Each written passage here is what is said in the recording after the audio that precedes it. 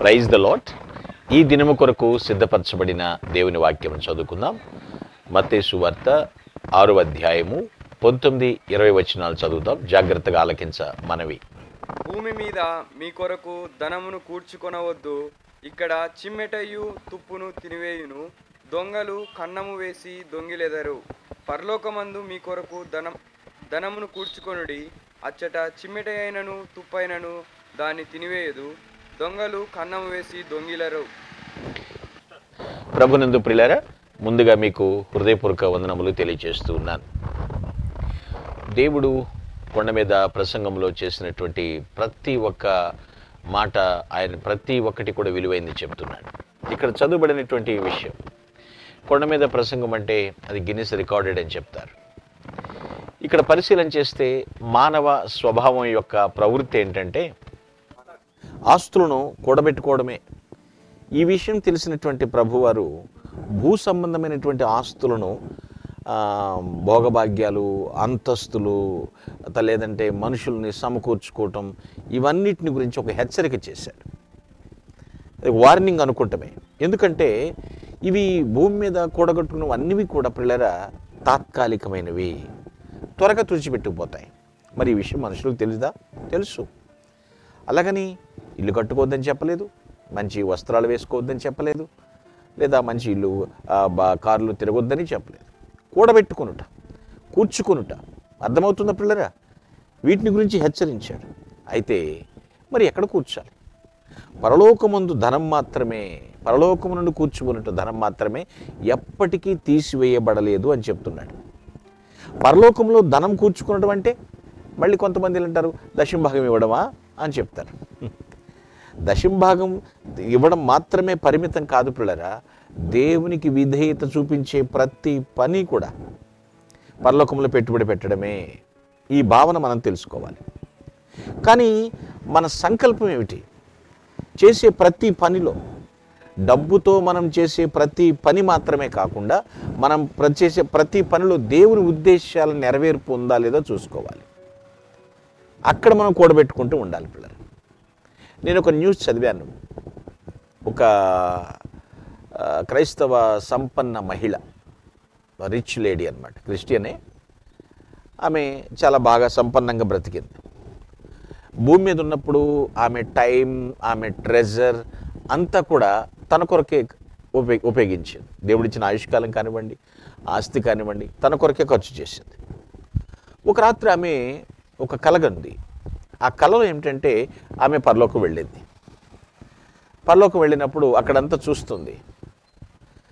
ఒక మంచి అందమైనటువంటి ఇల్లు, చాలా బాగుంది అనుకుంది. కానీ తర్వాత తెలుసుకుంటే అక్కడున్న ఏంజిల్ని, దేవదూతను అడిగితే ఆ దేవదూత ఏం చెప్పిన మాట సమాధానం ఏంటంటే, ఇది మీ గార్డెనర్కి అండి, ఇది మీ గార్డెనర్కి, ఇది మీ తోటమాలి కొరకు ఇంత అందమైనటువంటి భవనం. ఆహా, మా గార్డెనర్కి ఇంత అందమైనటువంటి భవనం అంటే నాకు ఇంకెంత గొప్పది కేటాయించబడిందో అనుకుంటూ ఉంది.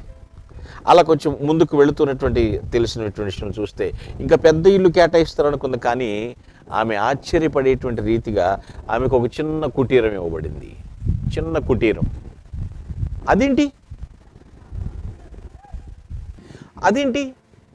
నేను చాలా గొప్పది ఆశించాను అంటే ఆ దేవదూత చెప్పిన మాటలేంటో తెలుసా?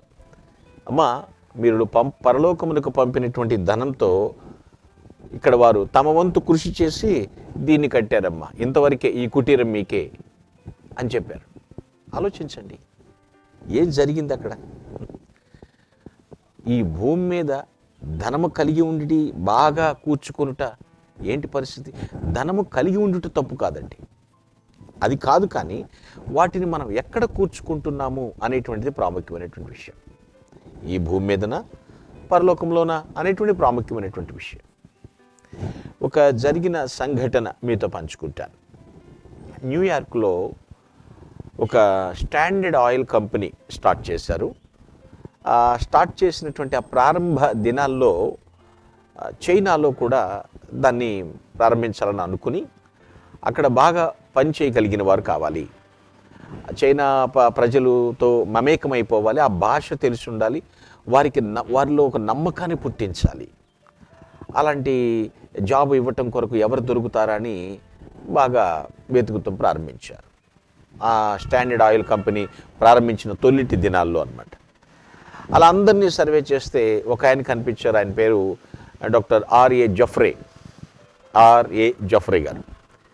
ఆయన అడిగారు, మీకు కావలసినంత జీతం ఇస్తాము, మీరు వెళ్ళి మా యొక్క ఆయిల్ కంపెనీ విషయంలో అక్కడ మీరు బాధ్యత తీసుకోవాలి అన్నారు. ఆయన ఎవరంటే చైనాకి మిషనరీగా వెళ్ళాడు. చైనాకు మిషనరీ అన్నమాట. ఆయనకి ఆ జాబ్ ఆఫర్ చేశారు.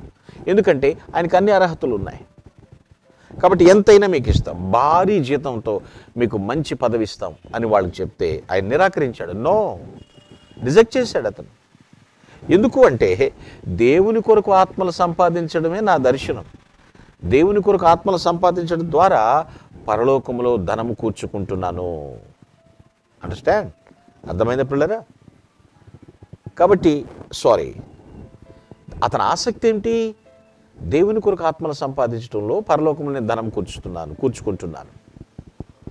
గ్రహించండి, ఏది తాత్కాలికమైనది, ఏది శాశ్వతమైనది. మళ్ళా చెప్తున్నాను పిల్లరా, ధనము కలిగి ఉండుట తప్పు కాదు, అది సమకూర్చుట భూమిపైన పరలోకం పైన నిర్ణయించుకోమని ప్రభు మనకి నిర్ణయాన్ని వదిలేశాడు. కాబట్టి శాశ్వతమైనటువంటి ఆశీర్వాదం కోసం సమస్తమును సమకూర్చుకుందుము గాక. Amen. Please all close your eyes. I will pray for you. Oh Lord, ప్రభువానికి స్తోత్రాలు. సమకూర్చుకునేటువంటి విషయంలో ఎక్కడ ఏమిటి మాకు వచ్చేటువంటి ప్రతిఫలం ఏమిటని మీరు మాతో మాట్లాడారు. పరలోకంలో ధనము కూర్చుకున్నట ప్రాముఖ్యమైందని మీరు మాకు హితబోధ చేసినందుకు కృతజ్ఞతలు నాయన. ప్రతి ఒక్కరూ కూడా వాక్యానుసారంగా జీవించే కృప దయచేయమని ప్రభువైన క్రీస్తు నామమున ప్రార్థించి స్తుతిస్తున్నాము పరమ తండ్రి. Amen. Glory to God. Thank you one and all.